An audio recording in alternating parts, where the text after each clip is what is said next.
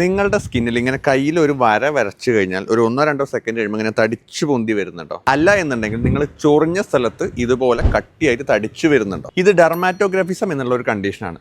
എന്താണ് ഡെർമാറ്റോഗ്രാഫിസം? ഇതെങ്ങനെ മാനേജ് ചെയ്യാമെന്ന് നമുക്കൊന്ന് നോക്കാം. ഡെർമാറ്റോഗ്രാഫിസം എന്ന വാക്കിൻ്റെ അർത്ഥം തന്നെ സ്കിൻ റൈറ്റിംഗ് എന്നാണ്.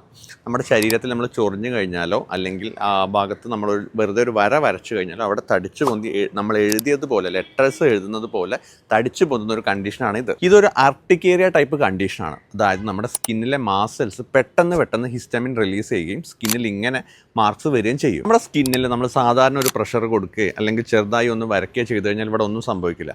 പക്ഷേ ഈ ഡെർമാറ്റോഗ്രാഫിസം എന്ന കണ്ടീഷനുള്ള ആൾക്കാർക്ക് അവരുടെ റിയാക്ഷൻ എന്ന് പറഞ്ഞാൽ ഭയങ്കര എക്സാഗ്രേറ്റഡ് ആയിട്ടായിരിക്കും ഉണ്ടാവും. അവർക്ക് വളരെ തടിച്ചു പൊന്ത് വല്ലാത്തൊരു റിയാക്ഷനാണ് സ്കിന്നിൽ കാണിക്കുക. ഇങ്ങനെയുള്ള ആൾക്കാരിൽ ബാഗിൻ്റെ സ്ട്രാപ്പായിരിക്കാം, ടൈറ്റ് ഡ്രസ്സായിരിക്കാം, അല്ലെങ്കിൽ വാച്ചിൻ്റെ സ്ട്രാപ്പായിരിക്കാം. ഇങ്ങനെ പ്രഷർ വരുന്ന സ്ഥലത്തൊക്കെ സ്കിന്നിൽ റേസ്ഡ് ആയിട്ടുള്ള ഒരു കണ്ടീഷൻ കാണിക്കും. ഇത് പെട്ടെന്ന് തന്നെ വീൽസ് ട്രിഗർ ആവുന്നുണ്ട്. ചില ആൾക്കാർക്ക് ചൊറിഞ്ഞു കഴിഞ്ഞാൽ സെക്കൻഡ്സിനുള്ളിലായിരിക്കാം റിയാക്ഷൻ വരിക. ചില ആൾക്കാർക്ക് 1-2 മിനിറ്റ് കഴിഞ്ഞായിരിക്കും ഉണ്ടാവുക. ഈ സ്ഥലത്ത് ഒരു റേസ്ഡ് മാർക്സ് ആയിട്ട് ഇവർക്ക് പൊന്തി കാണിക്കുന്നുണ്ടാവും. ചില ആൾക്കാർക്ക് ചൊറിച്ചിലുണ്ടാവും, ചില ആൾക്കാർക്ക് ഇതിനൊപ്പം റെഡ്നെസ്സും ഉണ്ടായിരിക്കാം. ഇതൊക്കെ അവിടെ ഫീൽ ചെയ്യുന്ന പ്രഷർ കൊണ്ടാണ് ഉണ്ടാവുന്നത്. ഡെർമാറ്റോഗ്രാഫിസും ആർട്ടിക്കേരിയയും തമ്മിൽ ചെറിയൊരു ഡിഫറൻസ് ഉണ്ട്.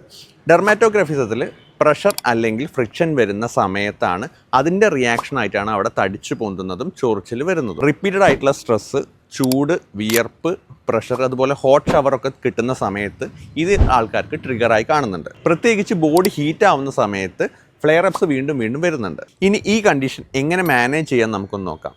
ഒന്നാമത്തെ കാര്യം, ടൈറ്റ് ആയിട്ടുള്ള ഡ്രസ്സോ വാച്ചസോ ബാഗോ എന്താണെങ്കിലും അവോയ്ഡ് ചെയ്യുക. ചൊറിച്ചിൽ വരുന്ന സമയത്ത് കണ്ടിന്യൂസ് ആയിട്ട് നമ്മൾ സ്ക്രാച്ച് ചെയ്യുന്ന സമയത്ത് കൂടുതൽ ഹിസ്റ്റമിൻസ് റിലീസ് ആകും. അതുകൊണ്ട് ഒന്ന് കൺട്രോൾഡ് ആക്കിയിട്ട് സ്ക്രാച്ച് ചെയ്യുക. മൂന്നാമത്തെ കാര്യം, വളരെ ചൂടുള്ള വെള്ളത്തിൽ കുളിക്കാതിരിക്കുക. ഇത് സ്കിന്നിലെ ഡ്രൈനസ് കൂട്ടും, ഇറിറ്റേഷൻ കൂടും. സ്ട്രോങ് ഫ്രാഗ്രൻസ് ഉള്ള സോപ്പ് പല ആൾക്കാർക്കും ട്രിഗറായി കാണുന്നുണ്ട്, അത് അവോയ്ഡ് ചെയ്യുക. ഇതിനൊപ്പം തന്നെ സ്കിൻ ഡ്രൈനസ് നിങ്ങൾക്ക് കൂടുതലാണെങ്കിൽ എന്തെങ്കിലും ഒരു മോയ്സ്ചറൈസർ അപ്ലൈ ചെയ്യുന്നത് നന്നായിരിക്കും. കൂട്ടത്തിൽ സ്ട്രെസ്സ് കൂടുതലുള്ള ആൾക്കാർ അതൊന്ന് മാനേജ് ചെയ്യേണ്ട ടെക്നിക്സ് യൂസ് ചെയ്യുക. ഒപ്പം തന്നെ ഉറക്കക്കുറവുണ്ടെങ്കിൽ അതൊന്ന് ശ്രദ്ധിക്കുക. നിങ്ങൾക്കും ഈ സിംറ്റംസ് കാണിക്കുന്നുണ്ടോ? ആർട്ടിക്കേറിയയെ പറ്റിയിട്ടും അലർജിയെ പറ്റിയും കൂടുതൽ വീഡിയോ ലഭിക്കാൻ വേണ്ടി ഈ പേജ് ഒന്ന് ഫോളോ ചെയ്യുക.